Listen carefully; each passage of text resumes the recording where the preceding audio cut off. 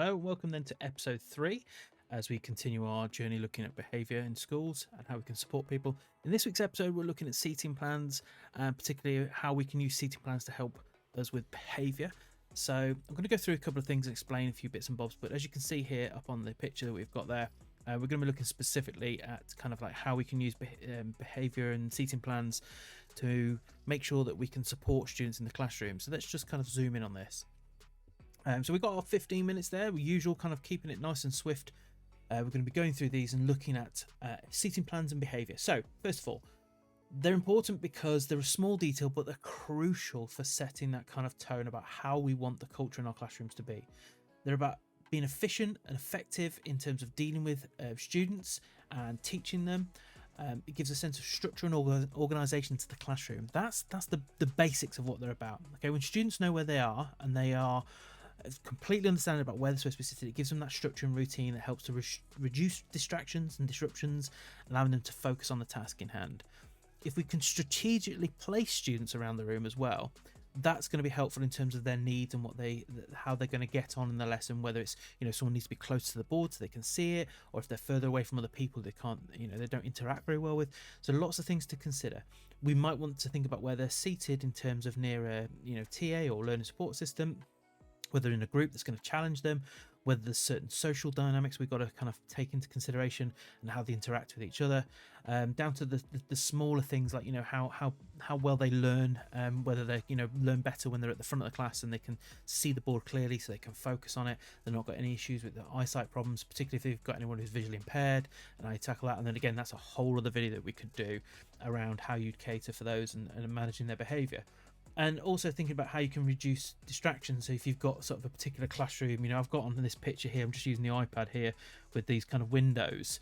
Where are your windows? I've had a classroom before many years ago. So if I just circle this one here, move it, where I actually had kind of like the projector board was in the middle on like a kind of board in between kind of the windows. Here was like a solid wall and there's windows either side and the projector was there. So it's important that you kind of think about what can I do actually about the room. Do you need to talk to someone about changing the room, the style of the room? And those are quite big decisions on a school level.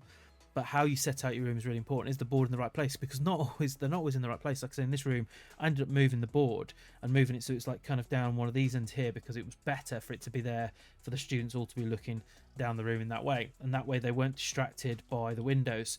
So we'll talk about the position in the rooms to reduce distraction. And basically just make the room work for what you want it for. So let's just kind of get into some of the first things. The first thing is the position. We've just talked about that. You're thinking about the needs of the students, the room dimensions. Some people prefer like an L shape with like a mini kind of U shape, I should say, in between. Some people prefer for them to be in rows, and some people liked group tables as well, and that's fine. Okay, so long as you can justify the reason. One of the things I really want to pick up on is I get really kind of frustrated when I hear people say this is the only way to do it. I think I'm going to name an example. Recently on Twitter, I saw someone kind of criticizing feedback stamps, and I understand it. Okay, there's different schools of thought. Some people say they're a waste of time, some people say they're useless. Judge it on your own opinion. If you find a use for them and they have impact, do it. Don't listen to everybody else all the time. Obviously take in the advice and the research that's been done, but sometimes the best things are the things that work. And even if you go back for those people who've been around for a bit, when we heard about the old different styles of visual, audio, kinesthetic, the VAC stuff, at the time, if you turned around and said that was a load of rubbish, you were criticised for being against the system because that's what everyone has to do. Everyone has to do VAC, and then all of a sudden everyone's throwing it out. So fads come and go. Go with what works. Try things out, test it. Obviously, don't do things that are crazy though. Okay, so I remember going back to snowball activities and writing things on paper and throwing them at each other. Let's just not go down there. All right, so in terms of having the kind of plan set out, think about how you want your room to be laid out in the best format for the room that you've got. Where is the board? That's the most important thing. Always linked to learning. Think about your windows. Okay, so where your light's coming in, what blinds you've got, so that people can actually see the board without it kind of the beams of light just coming in. Let's just undo that. I've just deleted half the pictures. Okay, so they've got these beams of light coming in, and how are they hitting the board? How's it hitting the students' work? Are they looking in the other direction towards the light? That's really important in terms of starting off your position of your room. So that's your first point. How are you going to actually lay out the room? Where's the door as well? You know, where do you want students? If you've got a student who doesn't like being disturbed or disruptive, you're not going to put them by the door over here. You might want them away over the back here or at the front. Okay, so thinking about that in terms of how you're going to lay out your room. So that's your first point. Second thing is where to actually place the students. Now, we're not going to go into so much of the academic side of things in terms of like grouping students around their targets and all that sort of stuff. What we're just going to think about is the needs of the students. So if you've got students who you need to work on or you need to check on, or particularly chatty, straight down the front here. Okay, straight down the front, at the front here, within your eyesight as well. So think about your positions. One thing, I was trained before I ended up going down the maths route. I was originally a PE teacher. And one of the things we were always taught early on at university, particularly when you're in the gym, okay, was we were always taught to kind of stand in the corners here so that we could then look out and see all around the room. And we were taught to move around the room and never kind of across the room. And it's the same thing when you teach in the classroom. Is you've always got to have the kind of eyes on. Kind of, let's just put our little stick person here. Okay, if you're stood down the front here and you're predominantly looking out this way, you've got someone who messes around on this point here. You really need to be thinking about how you position people according to how you stand. And people have different preferences. I know particularly my preference is to stand in this position. So therefore, I make sure all the people that I want to keep an eye on are here. And you can chop and change it. But you really need to think about your positions where you're going to be in the classroom, what you're comfortable with. The key thing is you can change this at any point. So if your style changes or you find you're forming different habits, that's fine.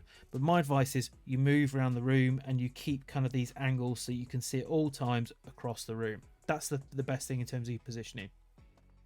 And then you think about where you're going to place people in terms of their own work ethic. So are you going to have the hard workers at the back, the people who need a bit more motivation at the front, or are you going to place, some of those people so you could have hard worker down here mixed with someone who doesn't work as well, so that they can help motivate each other, work together. Think about your grouping, your dynamics, how they get on with each other.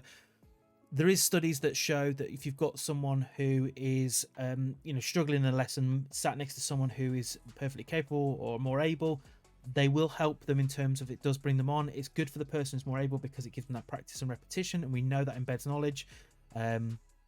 And then also it helps the student who's struggling as well, and it gives them that support in the lesson that you might always be able to give them because there's a lot of students in the lesson. So that's another thing to bear in mind. Okay, so that's your kind of step 2. Your step 3, moving on to actually using the seating plan, because it's not just about where you place them, it's about how we're going to interact with this. Now, I've already mentioned before, there are various different types of products you can get out there. So I'm just going to whiz through to look at these different websites here. Some of you may use these already. So if in terms of, we've got Mint Class, they offer their own kind of seating plans that you can use. There are other ones, so you might have Satchel One, okay, the old Show My Homework. They now do seating plans. The one that I'm more familiar with, the one that I actually use in my school, is Class Charts. I've used it for a number of years. I've used it in different schools, introduced it. It's a great system, and it allows you to move students around and place them in the classroom with ease. Now, for the purpose of this demonstration and for this video, I'm going to keep it in my notes. Again, it's another whole video around how you can use iPads and bits and bobs, but this is what I do. Now, you can apply it whether it's digital or whether it's practical. You can apply it either way. I like to use it digitally because then I can write things on here. So you see with my notes here, I've got this ability to scribble on with this pen, or I can change the pen and I can highlight bits and bobs on here. Okay, so we can basically use this pen to highlight different sections. And one of the things that I will always do, because we use Class Charts, is imagine that like it's really a picture of the seating plan that I use, but I annotate it all the time. So first thing to do is get that plan and get it laminated, okay, or use it on like an iPad device, whatever you want to do, but have it so that you can reuse it again and again. Maybe photocopies of it if you're going to do it on paper. It really doesn't matter as long as you've got this ability to reuse that plan over and over again. So for the purpose of this, imagine it's a piece of paper laminated, or it's on an iPad, but the sort of things that I'd be doing is using it to learn the names. Now, I've not put any names on here because it's just a blank one I've made up, but imagine that all my names are written underneath each one of these. Okay, so as I'm going around the room, I'm in my lesson, and I can basically, before I pose a question, if it's a new group or if there's been set changes or you've picked up a new group because there's changes in the timetable, the first thing you want to do is learn the names. Comes back to what we said last week with the Charlie Taylor's checklist. Learn the names, because once you know a name, it's powerful. Students respond better if you use their name. It's like anything in life. If you meet someone, you use their name, it's powerful. They remember you. It's good manners. So use the names, use the seating plan to learn the names. So what I tend to do is, if I'm still learning the names, is I'll think of the question while they're working. I'll then look at my seating plan and I'll get an idea of a couple of the names. So I might be thinking, okay, I'm going to pick this person, and this person. And we'll get into the whole how you pick people and cold call and everything else in another video. But for the purpose of this video, just think about who you're going to pick, get the names in your head, know where they are, and then you can actually just give it a couple of minutes. And again, they're not realize that you've just looked to check their names. They think you're actually just remembered the names, which again just gives them that confidence of you know them, you've got control of the room. Again, remember, behavior management in the classroom is like 90% confidence. That's my belief. Okay, it's about what you present and how you come across in the room.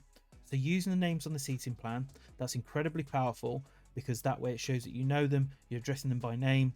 It makes them realize they can't get away with anything. It also means that you're always sitting in the same seating plan, so you make sure you say, right, that person should be there. You're checking it constantly. There's no point creating a plan and then shoving it in a file and never using it.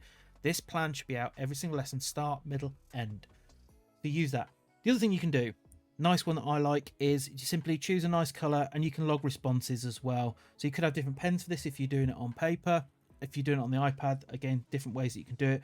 But if they answer a question correctly, I'll tick it. So I can put ticks next to names. Okay, I might put like a cross next to a name for a different reason. All right, so that's one of the system that we can use just to highlight the students who've answered questions correctly, so you know that you're asking questions around the whole of the room.